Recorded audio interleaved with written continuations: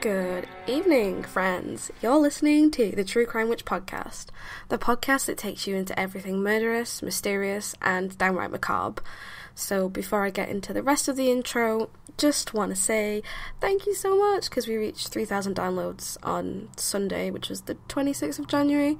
So 3,000 downloads is huge. Thank you so much. It feels like not so long ago that I reached 1,000, so means you guys are out there and listening and you like it, so thank you. Keep spreading the word, keep downloading, please. And here's to 4,000. I also want to share some other good news. The podcast is officially on the Apple Podcasts True Crime charts, and we're at 194, so position 194.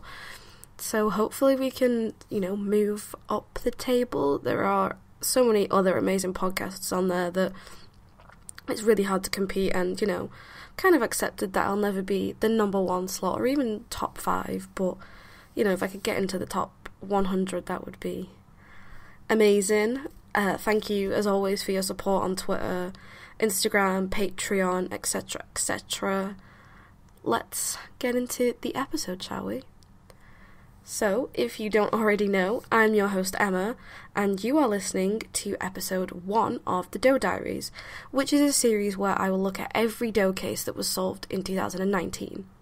So, before we jump into the episode, I would like to make a disclaimer that the True Crime Witch podcast covers topics such as rape, murder, crimes against children, and other sensitive issues.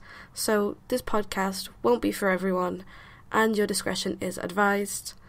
And yes, I am ill.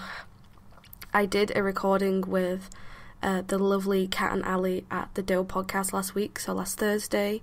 I'd started getting a cold then, and then as soon as we'd finished the recording, I just went to bed, woke up on Friday with the grossest, most horrible head cold. I just felt minging. So I know this episode was supposed to go out yesterday, which would be the 27th, depending on when this goes up. So on Monday the 27th, this episode was supposed to go out, but when you're poorly sick and dying, there's just nothing. You don't want to record, you don't want to work and stuff like that, so I apologise for this being late, but as a sort of apology, my Patreon subscribers will be getting next week's episode uploaded either today or tomorrow, so I'm going to record them back to back, which is why in episode 2 I'll probably still sound ill, even though I won't be, hopefully, because I'm recording them, back to back. So if you want to hear episode 1 and 2 before anyone else, don't forget to subscribe to my Patreon. It's just patreon.com/truecrimewitchpod. I'll leave all the links below, as I always do. So without any further ado, this is episode 1 of the Doe Diaries, the Bear Brook Jane Does.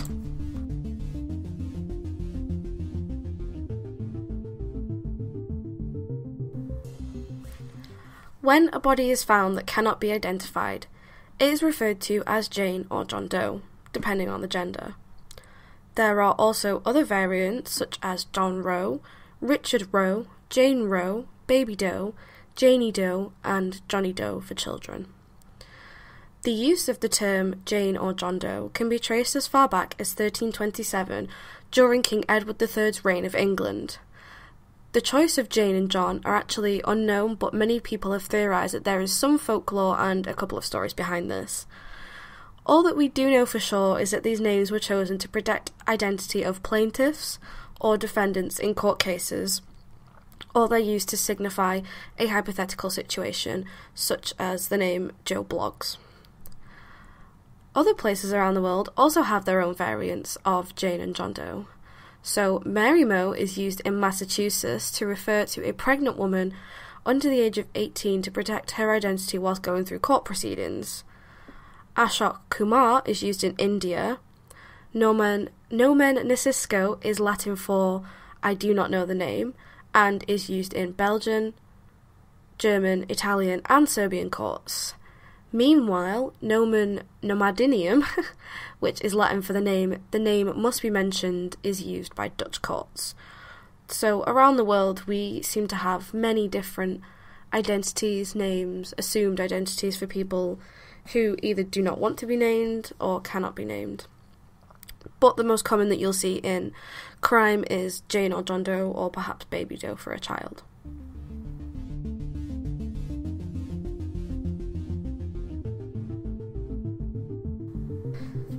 On November 10th, 1985, a hunter was making his way through Bear Brook State Park in Allenstown, New Hampshire, when he came across a burnt-down store. Near the store, he found a 55-gallon metal drum, which was unusual to find in a forest or a state park. Inside the barrel were the remains of a woman and a young girl wrapped in plastic and stuffed inside. Both of the victims had died as a result of blunt force trauma. It wasn't until May 9th, 2000, that a second set of Jane Does would be found near the original discovery site of the Bear Brook Jane Does. This was also another 55-gallon metal drum with the bodies of 2 children inside. Their cause of death was also blunt force trauma. The adult female was described as 23 to 33, possibly Caucasian with Native American heritage, curly or wavy brown hair, and anywhere between 5'2" and 5'7". She had extensive dental work with lots of fillings, and 3 teeth had also been taken out. So this showed investigators that at some point in her life, she had been cared for and was able to access medical and dental care, and it also gave them the possibility of identifying this doe by dental records.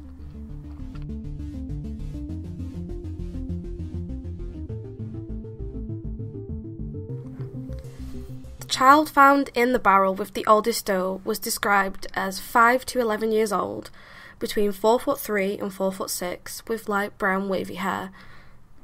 The child also showed symptoms of having pneumonia in the weeks leading up to her death. She had crooked front teeth and a gap between them both. Now, this is important because it's a bit of a clue to the child's age. She clearly wasn't old enough that dental intervention would have been needed at that stage, and it's possible that these were still baby teeth. Now, I didn't get braces until I was 12, so because they had to wait for my baby teeth to fall out and my adult teeth to come through and see how everything was going to fit. So it's highly likely that the child was actually on the younger end of the estimation. I think that between 5 and 11 is quite a broad estimation, but I'm not a forensic anthropologist, so don't want to step on anyone's toes there, but it seems that if she hadn't had any dental intervention because of the crookedness and the gaps of the teeth, she's more than likely going to be younger, but that's just what I think. So the next child, who is the middle child by age, was described as between 2 and 4 years old, brown hair, and stood at around 3 foot 8 inches. Like the oldest child, she also had a gap in her teeth and had an overbite, so possibly signifying that these 2 children were related due to dental similarities because, as we know, these are most often inherited. Like with me, I inherited, so you have your 2 front teeth and then you have the teeth next to them. I inherited from my dad that these were like super pushed back. I also inherited like a couple of other dental traits, but you know, you can see in families if you have like a certain trait. I could go on about like inherited traits for a while, but maybe that's a thing for another episode. You should let me know. The youngest of the 3 children found was between 1 and 3 years old, had either long, dark blonde or light brown hair, and stood anywhere between 2'1" and 2'6" inches. She, like the 2 other children found at Bear Brook, had a gap in her front teeth. The initial investigation was buzzing with activity, leads and hope. However, these soon fizzled out to nothing. The Bear Brook case was publicised across the US and also into Canada in the hopes that someone would recognise these does. Despite investigators' best efforts and mass media attention, the does laid unclaimed and their killer unidentified. 13 years after the second barrel was found, and 28 years after the first Bear Brook bodies had been found, the National Centre for Missing and Exploited Children, or NCMEC, released new facial reconstructions / estimations of what the does could have looked like in life. The one different thing about these composite sketches is that they were released in black and white, as investigators claimed that their skin and eye colour couldn't be determined. This contradicts the identifying information given about the does, but these were just estimates based on level of decomposition, so that could have played a large part. Maybe they just didn't want to assume. Maybe I'm correct in thinking that some of parts of the remains were actually skeletal, so stuff like eye colour, etc. is not going to be present. So I think it's kind of playing it safe on the parts of the police department. Like, we don't want to assume maybe she could have been a redhead, a blonde, or etc, etc. Which, you know, I completely get. So there was a glimmer of hope in 2014 when DNA testing revealed that the woman, the oldest and youngest children were all related. So this had been confirmed through mitochondrial DNA, which is the genetic information that is passed down maternally, as opposed to nuclear DNA, which allows for tracing and tracking back family lineage on both sides. Again, if you guys want a more in-depth episode about, you know, the whole science behind the forensics, perhaps I can make that a new series, so, you know, if you want to see that, let me know. With this development in 2014, it meant that the unidentified woman could have been the two children's mum, auntie, or older sister. By 2015, further DNA testing proved that the woman Doe, so the older Doe, was in fact the biological mother of the two children, but she was not related to the middle child. Isotope testing of the Bear Brook Does revealed that they had spent their time in northeastern United States before their deaths. The estimated time frame was anywhere from 2 weeks to 3 months. What investigators did find through testing was that the area in which the bodies were found had been the area in which the victims had actually lived. So the only real news and developments came from amateur sleuthers and online true crime writers who just never forgot about this case and have tirelessly covered it on videos, podcasts, articles, in the hope of finding answers. For those of Allenstown, New Hampshire, and the investigators of the police force, a revelation came to light in 2019 that would change the course of this investigation. On June 6, 2019, New Hampshire police held a press conference about the Bear Brook Jane Does and their murder. The press conference was the news that the local community, online sleuthers, and various families had been waiting to hear for over 23 years. 3 of the Bear Brook Jane Does were formally identified as Mary Louise Elizabeth Honeychurch, who was born in 1954, Mary Elizabeth Vaughan, born in 1971, and Sarah Lynn McWaters, born in 1977. The press also revealed that Mary Louise was the mother of Marie and Sarah. The trio went missing from La Puente, California, on Thanksgiving of 1978, and at the time of her disappearance, Mary Louise was dating a man named Terry Rasmussen. Now, you should remember the name Terry Rasmussen because he will come up later. So, Terry Rasmussen was confirmed to be the biological father of the middle child and the middle unidentified child at Bear Brook was biologically his.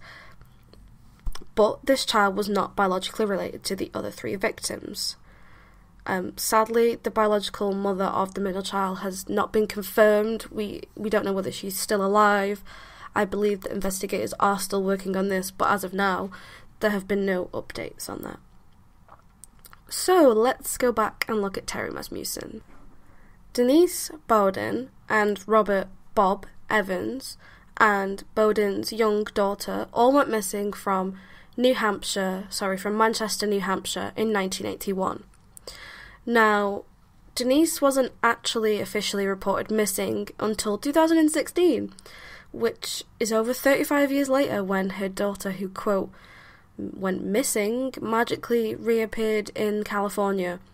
And you will see what this has to do with the Bear Brook murders in a second. So, Robert Bob Evans was in fact a pseudonym, and for a long while, the true legal identity of Evans was unknown. Evans passed away in prison in December of 2010 while serving a life sentence for the murder and dismemberment of his wife, Ensoon Jun, from California. In their efforts to uncover the true identity of Robert Evans, police released a taped interview in the hopes that someone may recognise him.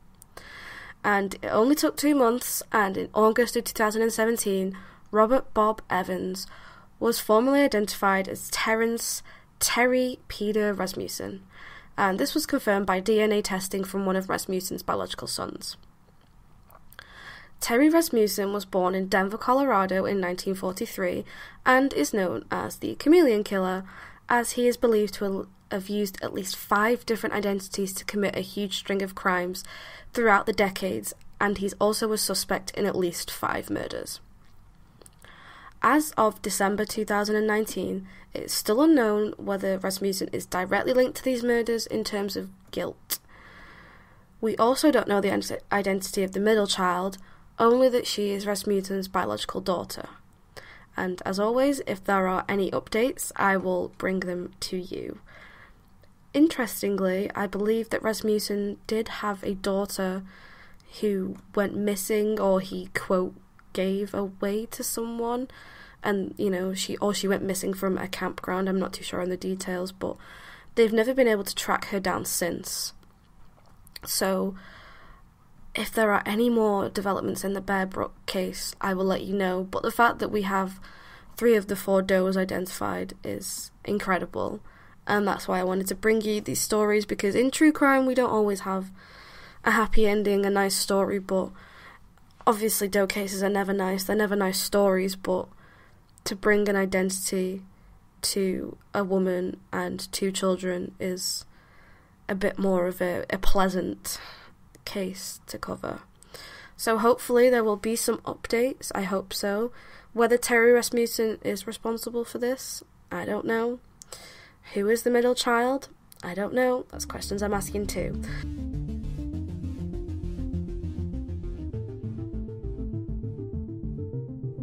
So, if you enjoyed, please don't forget to leave me a rating and review on iTunes. That seems to be the best way that I can, climb up those charts and more people can find me. Tell your friends about me. I can be found on Spotify, iTunes, or Apple Podcasts, all the podcast apps. I'm on Twitter, Instagram, Facebook. I'm everywhere. Just search True Crime Witch and I will pop up somewhere. And remember, friends, stay safe and stay spooky.